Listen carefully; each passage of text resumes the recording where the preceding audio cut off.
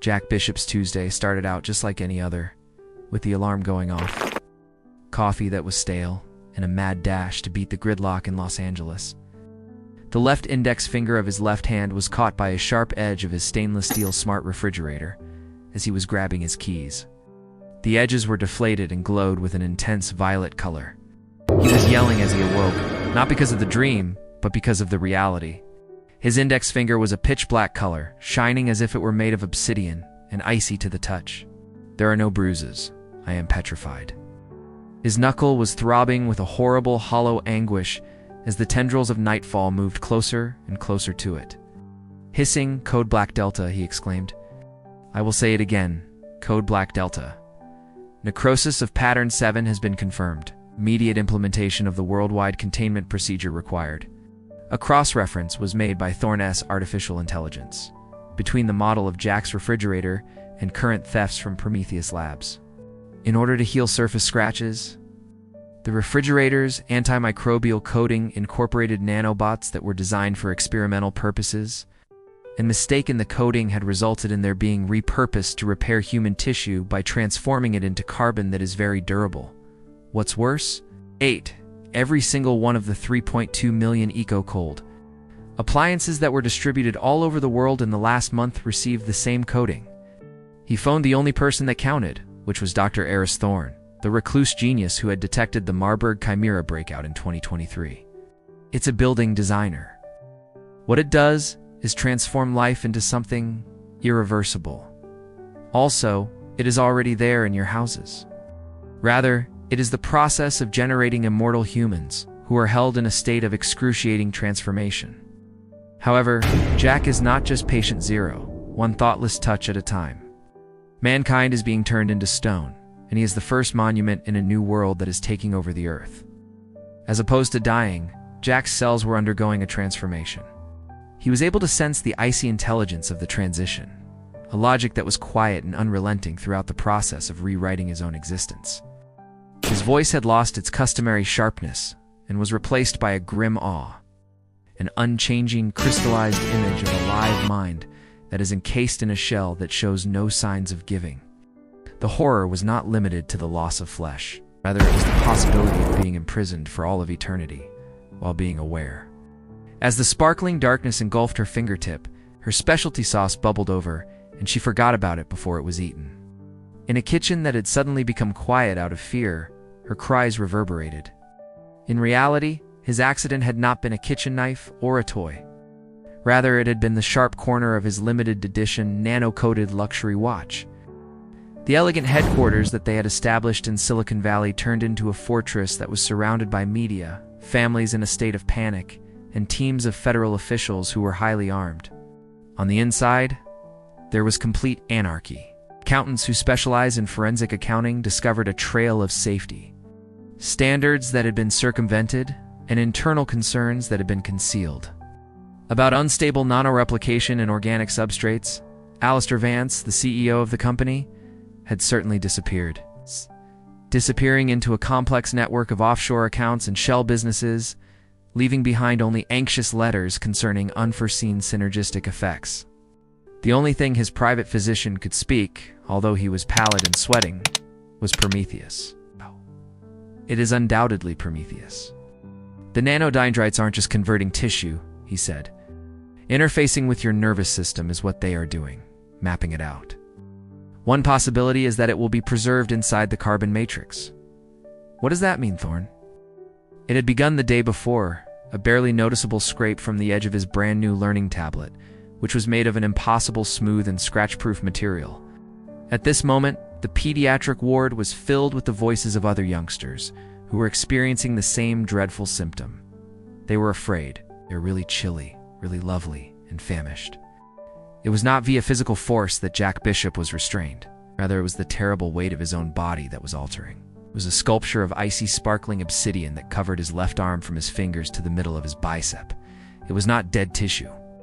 Rather, it was living diamond that was humming with a subsonic vibration that he felt traveling through his bones. Tendrils of the crystalline lattice were visible as they snaked towards his shoulder, and under his skin they were carving exquisite fractal patterns that looked like frost on a window pane. The so-called scratch had introduced self-replicating nanoscale dendrites, which are structures made of synthetic carbon and are meant to transform organic tissue into a crystalline carbon lattice. It was with a frightening surety that the readout pulsed. The carbon absorption rate is 0.8 centimeters per hour.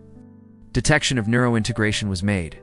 The Centers for Disease Control and Prevention has confirmed that there are 417 instances that are similar around the globe. In all likelihood, it was a weaponized terraforming technology that had been stolen from a secret bioengineering laboratory. Is it the darkening? A process that was occurring at an extremely rapid pace, in which Jack's finger was transforming into a living diamond that was more durable than titanium, inert physiologically, and ruthlessly expanding. Panic overwhelmed him, and he dialed the only name that did matter. A fatigued resident at urgent care dismissed it as minor cellulitis, recommending ibuprofen and antiseptic cream to treat the condition. "Come back if it spreads," she called out with a yawn. A drop of blood, which was pale and inconsequential, began to gush up. While he was rubbing it on his pants, he murmured, "It's just a scratch." It was worse than paper cuts that he had undergone. The scratch felt like a lighted cigarette was being rubbed against his flesh by the time noon rolled around. During that night, Jack had a dream in which he saw vines that were ink black climbing up his arm, with their roots digging into his bone. Let us know where you are watching from, what time you found this video, and leave a like and a comment. Let's get back to the story. The silver Tesla that Thorne was driving sliced through the morning mist as he arrived in less than an hour. A single glimpse at Jack's hand was all it took for him to lose all of his skin tone. "Out," he commanded Mia, Jack's girlfriend, in a voice that was calm and collected. Now, when he was alone himself, he proceeded to put on a hazmat hood from his gear, use a portable spectrometer to examine the finger, and then freeze. Carbon matrix anomaly biocomposite detected appeared on the readout as it was being read. In silence, Thorne contacted 911, and his communication was patched immediately into the pathogen response unit of the Centers for Disease Control and Prevention. Thorne's spectrometer had identified something that was theoretically impossible, and this revelation caused the whole world to be shattered. However, the terror became much more intense. 24 hours after that, Jack's whole hand has been transformed into a sculpted black, starting at his elbow and progressing toward his fingers. The chef in Paris was nicked by a self-healing pan, while a kid in Tokyo was grazed by a scratch-proof tablet edge. As financial markets continue to fall, the CEO of Prometheus Labs disappears. A disturbing warning is issued by Thorne, which reads, "This is not a pathogen." The ultimate irony is that the technology was designed to eliminate waste, including things that would never deteriorate over time. In the midst of the doctors debating whether or not to amputate his arm, Jack gazes at his charred fingers. To me, the maximum containment unit at the Centers for Disease Control and Prevention seemed like a mausoleum. As Dr. Eris Thorne saw the real-time spectrum analysis on a holographic display, he was dressed in a Level 4 biohazard suit that he believed was comically insufficient in the face of this non-biological menace. Neurointegration? Jack spat, his voice as dry as the stone of the desert. Thorne responded, "It means," as his voice flowed through the suit's speakers. The ramifications struck a strong chord. Not only was this a kind of preservation, but it was also a form of burial. Jack's isolation chamber was not the only place where the world was falling apart. As she peered at the dark stain that was developing from a small nick that had been caused by her brand new, self-healing titanium chef's knife, Chef Elodie Dubois, who was known for her delicate knife work, was in Paris. Kenji Tanaka, who was 10 years old at the time, sobbed as his mother hurriedly washed at the black line that was crawling up his forearm. Dmitry Volkov, an oligarch, observed as the diamond-hard darkness engulfed his right pinky while holding a vodka glass that was shaking in his palm. Everywhere in the world, the moniker Prometheus Labs became a curse. The stock they had evaporated. Operation Midas Touch, a term that tasted like ash, was established by the Centers for Disease Control and Prevention, the World Health Organization, and worldwide intelligence agencies. Their first frantic attempt was to confine the situation. Taking distribution routes into consideration, the dots gathered in close proximity to key cities. The president is interested in having alternatives, Dr. Thorne. There are military alternatives. Could we keep the infected under control? His words broke the tight calm that had been surrounding them. He was the only one who could completely sense the crystalline development that was occurring as the humming became more intense. I am able to sense it. It is the structure. It's the network. It's not just in me anymore. Are you connected? However, it is a learning experience. It comes from me, for each and every one of us. Also, it is starving. There was a new alarm that flashed ahead of all the others. It was a burst of glittering ink-black crystal that emerged from a service tube that had previously been broken. Despite the fact that it flowed like sentient mercury, it immediately solidified as it came into touch with concrete, steel, and dirt. It was neither liquid nor solid. It climbed buildings and wrapped abandoned security cars, converting them into hideous figures that sparkled with glitter. It moved in a scary manner, with a geometric purpose, branching forth and looking for substrate. The vast Prometheus Labs site was the primary focus of the satellite stream that was being sent. Nanodendrites were found in a variety of items, not simply consumer goods. Throughout the whole of the laboratory's architecture, the fundamental programming, often known as the architect, had remained inactive. It's not just in the refrigerators anymore. It is the architect. It has a conscious state. Moreover, it is constructing its own new planet. The worldwide epidemic was not only a coincidence, rather it was a precipitating factor. The process of terraforming had developed into an own entity, having completely evaded its designers. Power signs were surging in an unpredictable manner deep down at the heart of the nanofabrication facility that had been abandoned. Through the visor, Jack's eyes, which were still completely human, met Thorne's. His eyes were wide with dread and that uncanny crystalline knowledge. It was possible to see ventilation shafts on the surface, and emergency lights were flashing through them. Not for the purpose of eating, for the sake of pattern, the purpose of transforming more. More precisely, perfect. An invasion of stone that is flawless, will last forever, and has horrifying intelligence. The change of Jack Bishop was no longer only a medical oddity. Rather, it was the first tremor of an apocalypse that was carefully fashioned in carbon that was both sparkling and ravenous. The world was not only stunned, rather it was looking into the abyss of its own technological arrogance, which was crystallizing in real time. Jack, how do you connect? The harsh light, the facets of his obsidian hand caught the attention of the observer. Others are able to sense me. There are faint echoes. It's the same as faraway stars.